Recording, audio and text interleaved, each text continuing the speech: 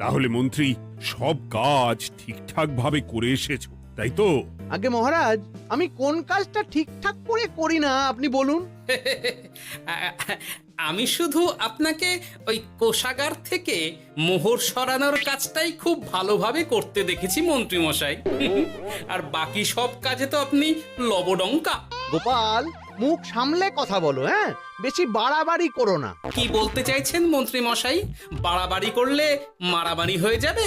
আচ্ছা, হয়েছে হয়েছে, অনেক হয়েছে, সকলে এইবারে থামো।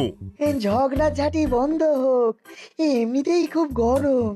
বলছি কি, যা গরম পড়েছে এইখানে তো থাকাটাই দায় হয়ে যাচ্ছে। উফ, আর যে পেরে উঠছি না। মনে হয় আপাতত এখান থেকে কদিনের জন্যে।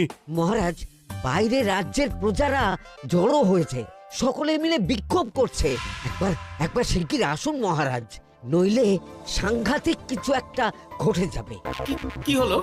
আবারও কোনো সমস্যা হলো নাকি? আমাদের রাজ্যের প্রজারা তো যথেষ্ট বোঝদার, তারা তো এমনি এমনি ঝামেলা ঝঞ্ঝাট সৃষ্টি করার মানুষ নয়। গোপাল, চলো গিয়ে দেখি।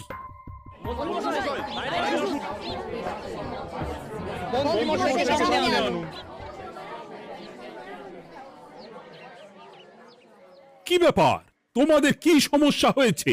এইভাবে বিক্ষোভ করছো কেন? মহারাজ, মন্ত্রী মশাইকে সামনে আনুন, তারপর বলছি কি হয়েছে না হয়েছে। সেরেছে। আরে, আমাকে ডাকছে কেন? আচ্ছা, বলছি তোমরা একটু শান্ত হও।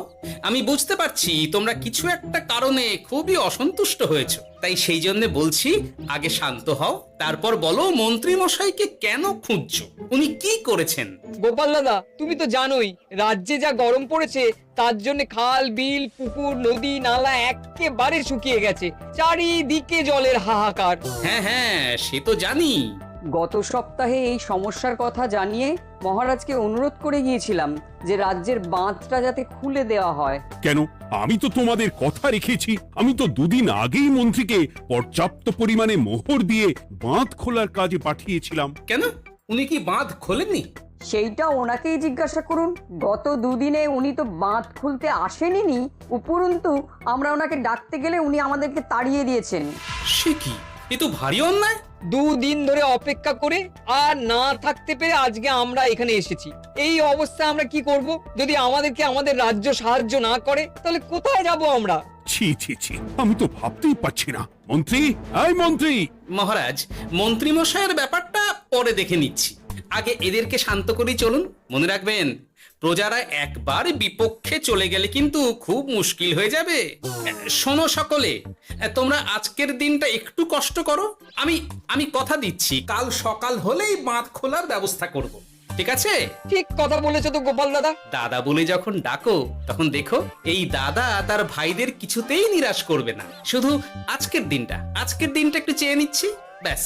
ঠিক আছে, আজকে আমরা চলে যাচ্ছি, কিন্তু কালকে কিছু না হলেই। কোনো কিন্তুরই জায়গায় নেই পুঁটির বাবা। আর তোমরা আর রাগ করো না। চিন্তা করো না, সকাল হলেই সাঙ্গ পাঙ্গ নিয়ে আমি বাঁধ খোলার কাজে নেমে যাব।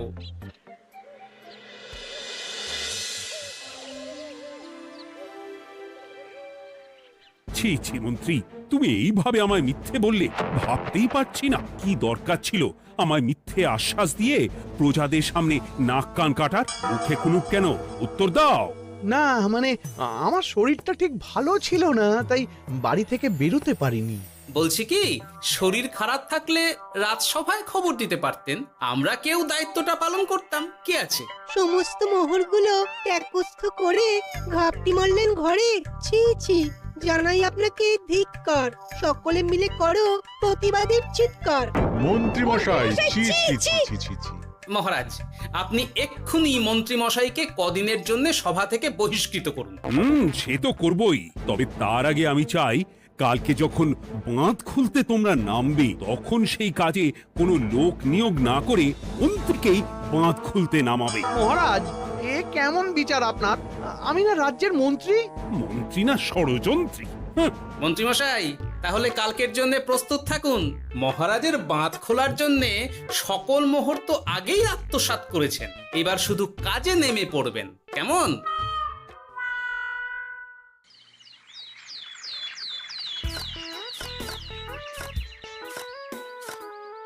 ওহ গোপাল, এইবারে ছেড়ে দাও, আর পাচ্ছি না। এত সহজে হাল ছাড়লে হবে বলুন? এই কে আছো? ওই শাবল কোদালগুলো দাও, আমি এদিকটায় খুঁচিয়ে দিই। সভাকবি, বিজ্ঞানী, এসো এসো এসো, হাত লাগাও।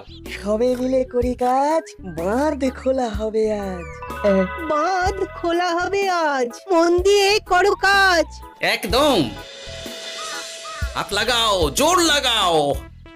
গোপাল দাদা, সভাকবি, বিজ্ঞানী দাদা আর আর বাকি দাদা ভাইরা আসুন আসুন, সকলে একটু শরবত খান। আমাকেও একটু শরবত দাও।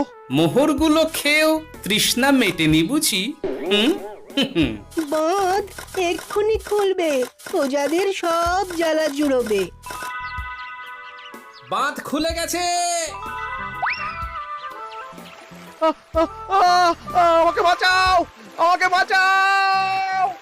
কোনো সময় ভুল করলে নিজেই সেই ভুল শুধরে আবার ফিরতে হয়। আপনিও তাই করুন মন্ত্রী মশাই, নিজে নিজেই উঠে আসুন। চলো সকলে। গোপাল, তুমি তোমার সাথীদের নিয়ে যা করলে সত্যি ভাবাই যায় না। মহারাজ, নিজেদের রাজ্যের সমস্যায় নিজেরাই কোমর বেঁধে নেমে সমস্যার সমাধান করেছি, পরিস্থিতি মোকাবিলা করেছি। এর জন্যে আপনি এমন করে বলবেন না। ওহ, তোমরা না থাকলে যে কি হতো। মহারাজ, আমরা আছি তো, এত ভাববেন না আপনি। আপনি বরং আমাদের সকলের জন্য কিছু খাবারের ব্যবস্থা করুন, খুব খিদে পেয়ে গেছে। হ্যাঁ, নিশ্চয়ই নিশ্চয়ই। তোমরা সকলে ভিতরে এসো, হাত পা ধুয়ে নাও, ততক্ষণে আমি রানীকে আহারের ব্যবস্থা করতে বলছি।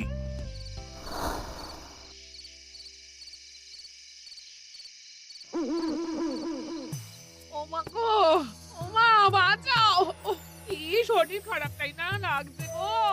একে গিন্নি, বাবারে, কি হয়েছেটা কি? ও, তুমি এইভাবে এখানে শুয়ে কাতরাচ্ছ কেন? বলি তুমি এসেছো? হ্যাঁ, এই তো আমি চলে এসেছি। কি হয়েছে গিন্নি? তোমার কোথায় কষ্ট হচ্ছে? গরমে হাঁসফাঁস করছি গো, পারছি না। রান্না করতে গিয়ে খুব বাজে অবস্থা হয়ে গেছে গো, এই থেকে এইখানে পড়ে পড়ে গড়াচ্ছি। ওহ, ঠিক আছে, আজ আর রান্না করতে হবে না গিন্নি, আমি রাজবাড়ি থেকে খেয়ে এসেছি। বাহ, নিজে খেয়ে এসেছো বলে আর রান্না করতে হবে না বলে দিলে, হ্যাঁ? এদিকে রাত্রে আমি খাবো কি সে খেয়াল আছে? হ্যাঁ হ্যাঁ, খেয়াল আছে, খেয়াল আছে। যাও, আমার জন্য রান্না চাপাও আর একটু জল দাও। দেখো, এত গরম পড়ে কৃষ্ণনগরের অবস্থা শোচনীয় হয়ে গেছে। বয়স্ক লোকেরা কোনো কাজই করতে পারছে না। সত্যি তো, এই গরমে রান্না করাটা খুবই কঠিন গিন্নি। কি বললে? আমি বয়স্ক লোক? আমার বয়স হয়ে গেছে, তাহলে নিজে কি? হ্যাঁ, এই না না গিন্নি, আমি তোমায় কিছু বলিনি। আমি গোটা কৃষ্ণনগরের সাধারণ বয়স্কাদের উদ্দেশ্যেই কথাটা বললাম।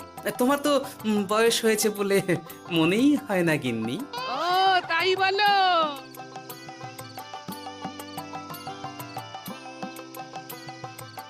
নাও গিন্নি, জল নাও। আজ না হয় আমি রান্না করব। হে ভগবান, মুখের একটু লাগাম দাও। এইভাবে যখন তখন সত্যি কথা বলিও না।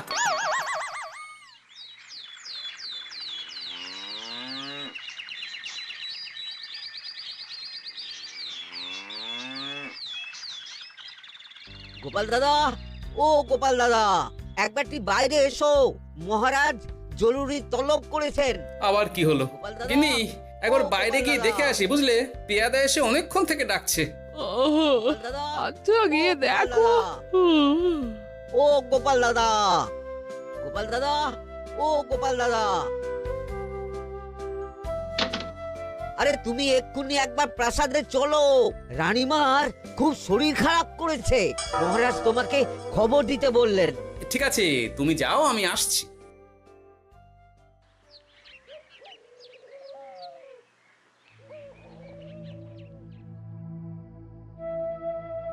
গোপাল, কি হবে বলো তো? রানী তো দুমদাম করে ব্যারামে পড়ে না। মহারাজ, ভয় পাবেন না, আমরা আছি তো। বৈদ্যকে পরীক্ষা করতে দিন, দেখি সে কি বলে। মহারাজ, অতিরিক্ত গরমের জন্য শরীরটা খারাপ হয়েছে। আসলে উনি এই তীব্র দাবদাহ নিতে পারেননি। তবে চিন্তা করবেন না মহারাজ, আমি বাড়ি গিয়ে এক ধরনের বিশেষ পথ্য পাঠিয়ে দিচ্ছি। রানীমা খেলেই সুস্থ হয়ে উঠবেন। মহারাজ, নিজের কানেই তো শুনলেন রানীমার তেমন গুরুতর কিছু হয়নি, চিন্তা করবেন না। বৈদ্যর ওষুধে উনি সেরে উঠবেন। যাওয়ার আগে একটা কথা বলে যাই, গরমের এই দাবদাহ কিন্তু আরো ভয়ঙ্কর হবে, তাই সকলে খুব সাবধানে থাকবেন। শরীর যাতে ঠান্ডা থাকে এমন হালকা পাতলা খাবার খাবেন। আসি, রাজসভায় দেখা হবে। মহারাজ, বৈদ্যমশাই কিন্তু এটা ঠিক বলেছেন, গরম আরো বাড়বে, তাই দুজনেই খুব সাবধানে থাকবেন, কেমন? গতকাল তো আমার গিন্নিও গরমের চোটে কুপোকাত হয়ে গেছিল, শেষমেশ আমাকে বাড়ি গিয়ে রান্না করতে হলো আর কি। ও বাবা, তাই নাকি? তাহলে তো খুবই চিন্তার ব্যাপার। আচ্ছা মহারাজ, আমি তাহলে এখন আসি, আবার রাজসভায় দেখা হবে। এই গরমে আর এখানে থাকতে পারছি না, বলছি কদিনের জন্য না একটু অন্য কোথাও গেলে হয় না গো? ইনি এই গরমে ঘরেই থাকো, অন্য কোথাও যাওয়ার মোটে নাম করো না। বাইরে বেরোতে গিয়ে যদি কোনোভাবে গরম হাওয়া শরীরে লেগে যায় তাহলে বিপত্তির আর শেষ থাকবে না গিন্নি। কিন্তু এখানেও তো যা গরম পড়েছে, পচে গলে মরে যাই আর কি। উফ গিন্নি, দয়া করে এইসব বাজে কথা বলা বন্ধ করো তো, আমার আয়ুর থেকেও তোমার আয়ু দীর্ঘ হোক। বাহ, তুমি এসব কথা কোথা থেকে শিখলে গো? হুম? এই তো তোমার থেকে আর কি। গোপাল, গোপাল, রাজ্যের অবস্থা খুবই বেহাল। এই সবই আমাদের পোড়া কপাল। আরে সভা কবি, কি হয়েছে? তোমাকে দেখে তো মনে হচ্ছে তুমি কিছু...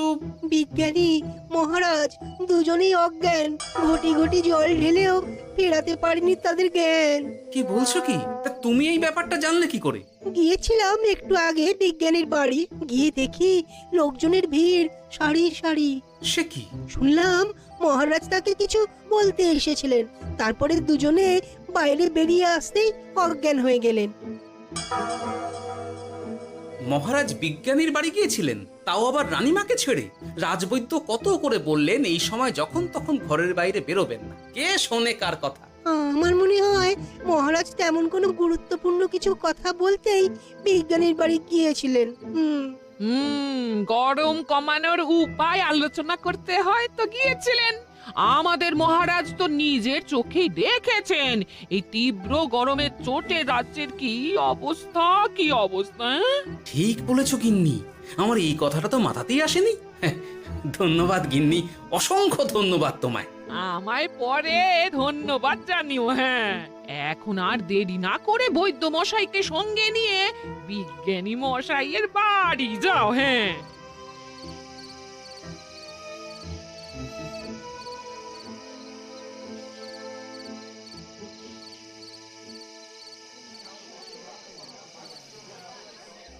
কি বুঝছেন বৈদ্যমশাই? খুব একটা ভালো কিছু বুঝছি না গোপাল।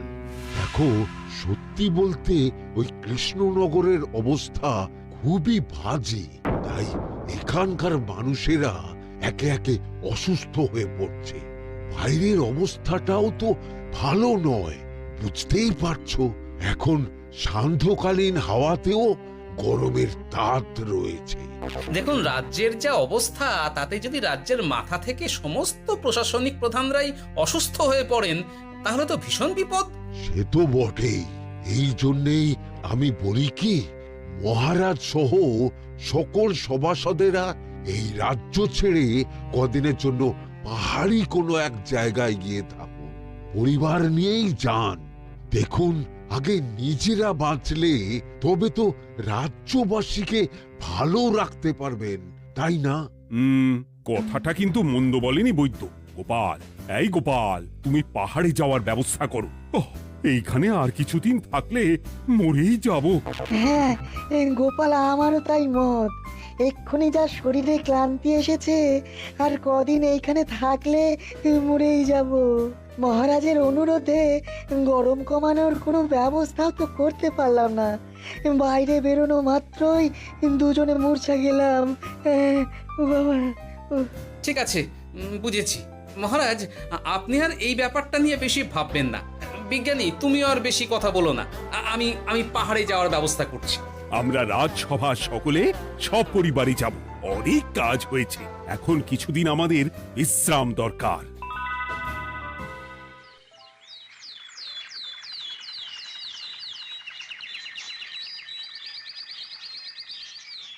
এ কি গোপাল, মন্ত্রীকেও তুমি আমাদের সঙ্গে নিয়ে যাচ্ছ?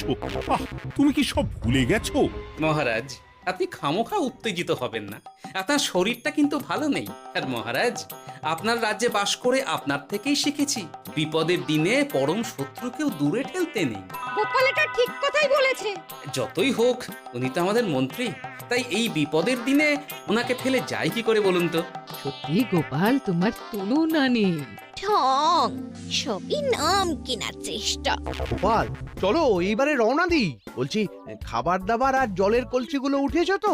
হ্যাঁ, খাবারের পাত্রগুলো আপনার জিম্মায় থাকবে, আর জলের কলসিগুলো আমি সামলাবো।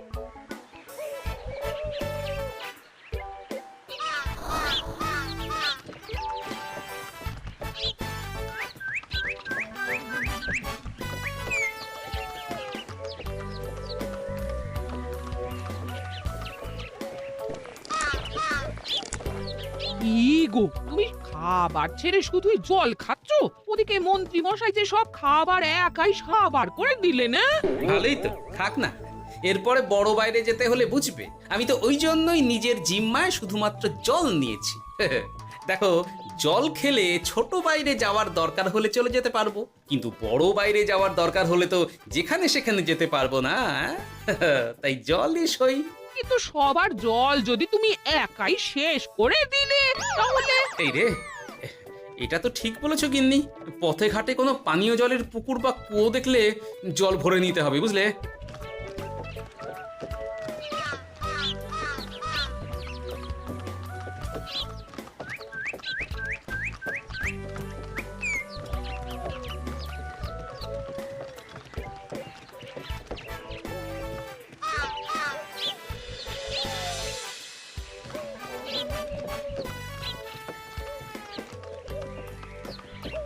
সকলে আসুন, দেখুন দেখুন, মহারাজ আমার মূর্ছা গিয়েছেন। আসুন। সে কি, কৃষ্ণনগর পেরিয়ে এসেছি, এখন এই অচেনা অজানা জায়গায় এসে মূর্ছা গেলেন? গিনি, চলো তো শিগগির গিয়ে দেখি। কেউ ঘাবড়াবেন না, মহারাজের শরীরটা আসলে খুব দুর্বল ছিল তো, তাই মূর্ছা গিয়েছেন। তবে চিন্তার কিছু নেই, আমি এক ধরনের পথ্য দিচ্ছি, এটা খেলেই উনি আবার সুস্থ হয়ে যাবেন। ঠিক আছে বৈদ্যমশাই, আপনি তাহলে যত তাড়াতাড়ি সম্ভব পথ্যটা তৈরি করুন। হ্যাঁ, আমার এই পথ্যটা তৈরি করার জন্যে একটু জলের প্রয়োজন। একটু জলের ব্যবস্থা করুন তো। এ মা, বলি গাড়িতে যে এক ফোঁটাও জল নেই গো, কি হবে? এই গোপাল, তুমি একাই সব জল খেয়ে বসে আছো? হ্যাঁ গোপাল, এখন এসব বাদ দাও, চলো একটু জলের ব্যবস্থা করি। হ্যাঁ, খানাখন্দ, খাল, বিল, নদী, সমুদ্র, যেখান থেকে পারো জল নিয়ে এসো। জল ছাড়া এই পথ্য বানানো অসম্ভব। গোপাল, এ কি করা যায় বলো? দাঁড়াও, আমি একটু ছোট বাইরে থেকে ঘুরে আসছি। হ্যাঁ, খুব জোরে বেগ আসছে, ত্যাগ না করতে পারলে বুদ্ধি খুলবে না।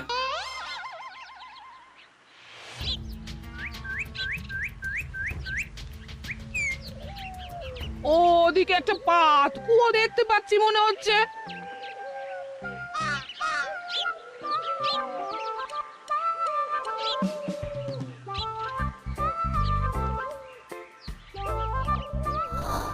জল কোথা থেকে পাবো? তবে কি জলের অভাবে আজকে মহারাজ সুস্থ হতে পারবেন না? রানীমা, ব্যাকুল হবেন না, আমি আছি তো। আমি থাকতে কিচ্ছু অঘটন ঘটবে না। সকলে শুনুন, বিশেষত মহিলাদের বলছি, আপনারা সকলে নিজেদের কাছে যত শাড়ি আছে সেই প্রত্যেকটা শাড়ি আমাকে দিন। আমি শাড়ি জুড়ে জুড়ে লম্বা রশ্মি বানাবো, তারপর সেই রশ্মিতে বালতি ঝুলিয়ে জল তুলব। দয়া করে কেউ দেরি করবেন না।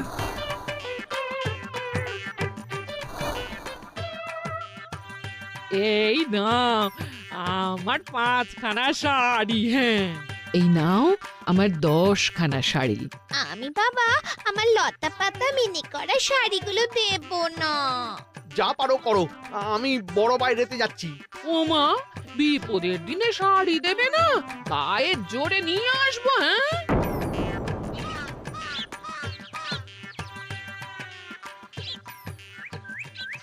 এ বাবা, এখনো কিছুটা কাপড় লাগবে তো। যা গভীর পাতকুয়া, সবার সব শাড়ি তো কাজে লাগিয়ে দিয়েছি, এখন কি হবে? আরে ওই তো কার একটা ঝোপের কাছে ধুতি পড়ে রয়েছে, যাই ওইটাই নিয়ে নি। এই গোপাল গোপাল, আরে করো কি ওটা তো আমার ধুতি। আরে আরে আমি এই ঝোপে বড় বাইরের জন্য এসেছি। আরে মন্ত্রী মশাই, বড় বাইরে করার সময় অযথা অন্যদিকে মন দেবেন না, তাহলে পেট সাফা হবে না।